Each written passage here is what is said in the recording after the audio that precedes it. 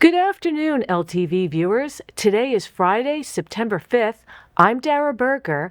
I'll be your guest anchor for today's show. This is your community and your news. Students all across New York State are experiencing a huge change at school this year, and it has to do with curbing the use of some of the devices they use to connect to the internet. When students get dropped off at school this year, there is a new routine when they get inside the building. This includes putting their cell phones in a pouch and giving them a rest for the entire school day. It is now state law that while students are in school, in academic classes, periods 1 through 9 in our case, that they are not allowed to be on their phone. Another name for this New York State law is the distraction-free schools. We were able to get a demonstration from a student who was shown how to use the new Yonder pouch. The students will place their phone in the pouch in the morning when they come to school, lock it inside, and then keep the pouch with the phone inside their backpack for the rest of the school day. After period 9 or upon dismissal, students will then unlock the pouch and have access to their phone, their earbuds, and their smartwatch. Other private schools in the area have also sent out recent emails about implementing similar new cell phone policies, even if it wasn't directly related to the governor's new law. Head of the Ross School, Thomas Sturdivant, gave us this statement. We implemented this policy as a continued movement towards our mission and educational design. I think parents are feeling the same tug that we are, right? That our students, our children are on their phones too much. And so I think we all collectively understand that something needed to change. And this change brings a new way for both parents and students to communicate with one another during the school day. Smith says they have added more phones to their main office for students to call home and parents needing to relay a message to their child. Smith said this new rule applies to all devices that connect to the internet, such as iPads and smartphones. However, she did mention that students will still be able to bring in their own personal computers for this upcoming school year. I'm Dara Berger, reporting in East Hampton for LTV East End News. 4 hours, 1,000 cars, and 3 arrests. Those are the statistics out of Southampton Town's annual Labor Day weekend drunk driving checkpoint this year. Starting at 9 p.m. on Saturday, August 30th, the police department said it operated a checkpoint until 1 a.m. to screen drivers for alcohol consumption above the legal limit. Among the people arrested was a 20-year-old Sag Harbor man who was charged with a felony count of aggravated DWI because there was a child in the vehicle. The 3 alleged drunk drivers were held overnight at police headquarters for a morning arraignment. In a statement, officers thanked the community for those who stayed sober or used a designated driver or rideshare service. Here's how the police summed it up. Working together, we can make our streets safer for everyone. A small plane ran off the runway and into the woods at the Montauk Airport on the evening of August 26. According to an East Hampton Town Police report, the pilot of the rented Cirrus SR-20 approached the runway without enough room to safely land. Faced with the choice of pulling back up into the air or landing and braking hard, the pilot told police he decided to brake, which sent the small plane careening into the woods. The Montauk Fire Department responded to clear the runway of debris, and the airport was permitted to remain open for the rest of the evening. No injuries were reported. An FAA investigation is underway. Police have arrested a couple from East Hampton who they say allowed a huge party with underage drinking to take place at their house on August 23rd. According to a police report just released this week, the man and the woman have each been charged with 2 misdemeanors under the New York State Social Host Law. This law prohibits adults from allowing underage drinking to take place at their private homes in cases where parents are not present to specifically give permission. The town police arrived shortly after 10 p.m. to find somewhere between 200 and 300 youths at the party on Squires Path. Many of them were observed with alcoholic beverages. A 16-year-old witness provided a signed statement to the police. The couple were both given appearance tickets in East Hampton Town Justice Court for later this month. West Nile mosquitoes. The East End almost made it through the summer of 2025 without the presence of the West Nile virus. That all changed this week when the Suffolk County Department of Health Services announced that mosquitoes in Riverhead and Shelter Island have tested positive for the virus. The regular testing of mosquitoes and birds for West Nile virus is one of the tools the county relies on to keep its residents safe. The West Nile virus can be transmitted to humans through the bite of an infected mosquito. However, county officials said this week that there have been no human cases of the virus reported this year. So far in 2025, 111 mosquitoes have tested positive for the virus. That number is well below last year's count, which came in at 235 mosquitoes. The highest total was 295 mosquitoes back in 2010.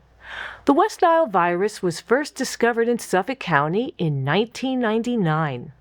Its symptoms can be serious, including fever, headache, neck stiffness, disorientation, muscle weakness, vision loss, and other issues. While mosquito activity generally decreases as the weather cools, the health department officials advise continuing to take precautions against mosquito bites at least through the end of October. The Hamptons Classic Horse Show just wrapped up its 50th year, bringing riders from all over the world to showcase their skills in Bridgehampton. East End News spoke with its executive director, Shanette Barth Cohen, to recap this year's show. The Hampton Classic Showgrounds came alive with equestrian action last week as the Five-Star Horse Show celebrated its 50th year, bringing elite competition to the South Fork. East End News spoke with Shanette Barth Cohen, executive director of the Hampton Classic, to reflect on past and present successes. It was great sport this year. All of our competitions were really exciting. I think the most exciting thing was because it was our 50th anniversary, we had spent a lot of time reminiscing and looking back at our records and archives and photos and videos, but also giving sort of a call to the community to share their memories. You know, there's so much to do on the showgrounds with our kids area, and obviously a lot of great sport. We add to the economic vitality of our community regardless of weather, because we have so many athletes and the support teams around them coming to compete here each year. And we really value our relationship with our other community partners. So we ourselves are a 501c3 nonprofit, and then we have Stony Brook Southampton Hospital as our official community partner. It is a well-oiled machine in a lot of ways because we have fantastic people. So many of our staff and crew are the same folks who join us year after year. You know, there's a lot of moving parts, and I love that everyone really knows their job and does it to a very high level. It's a balancing act, right? We have the word classic in our name, so we want to stay true to ourselves and not lose our identity, but still stay fresh and relevant and a place where people want to come. East Quogue residents have a new reason to celebrate. Southampton Town announced this week that it has created a new park district for downtown East Quogue that will mean enhancement of public spaces, better overall maintenance, and seasonal improvements. The park district operates similar to the way water and sewer districts operate. Homeowners within the district boundaries pay a small tax each year, which collectively goes towards the larger project or service at hand. In East Quogue's case, residents will pay approximately $22.80 in park district taxes each year. The Park District found bipartisan and unanimous support from the Southampton Town Board when it was approved on August 26.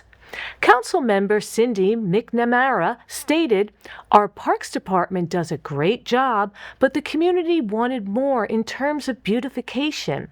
I think this will be great for East Quogue." Accolades keep adding up for Kai Basechis, a Pearson High School graduate who was the valedictorian of this year's class. Sag Harbor school officials announced that Kai achieved the nearly impossible feat of perfect scores on every math test he took while he was a high school student. From a perfect 800 math score on the SAT, to flawless 100s on the algebra and geometry Regents exams, to top marks on advanced placement and international baccalaureate tests, Kai excelled at every level. This extremely unusual feat has never been done before at Pearson. His math teacher, Chase Malia, said in a statement that Kai's achievements are nothing short of remarkable. His perfect record represents years of discipline, intellectual curiosity, and a deep passion for mathematics. It has been an honor to watch him grow as a student and scholar. East End News wishes Kai all the best as he embarks on studies at Yale this fall. Now we go from math class to history class. There's still time for everyone to take part in the Long Island History Hunt. East End News reporter Christine Sampson has more on this exciting challenge. The game is afoot. That's what Sherlock Holmes might say about the Long Island History Hunt. This challenge has people across the region visiting historic sites and taking selfies to win prizes. So the sites that are involved are all part of the digital tapestry and augmented reality program that the Gardner Foundation funded. These sites that have this particular program all kind of banded together to encourage visitors to go to not just our individual locations, but to all the properties all over Long Island. Here's how it works. People can visit 12 historic sites such as Mulford Farm in East Hampton or the Montauk Lighthouse and search for certain clues. Once found, participants take a selfie and scan a QR code to send it in. People who visit all 12 sites get entered into a raffle to win the grand prize. I think one of the things, especially here in East Hampton, people remark upon is how, things are changing so much, and this new place is going in, or that new thing is happening. But really, what has remained is our community's appreciation of its past. This is Christine Sampson reporting in East Hampton for East End News on LTV. To take part, you can go to lihistoryhunt.com for full details. Thank you for watching LTV East End News, delivering the news you need through the power of public access television. I'm Dara Berger. We hope you'll tune in again next week.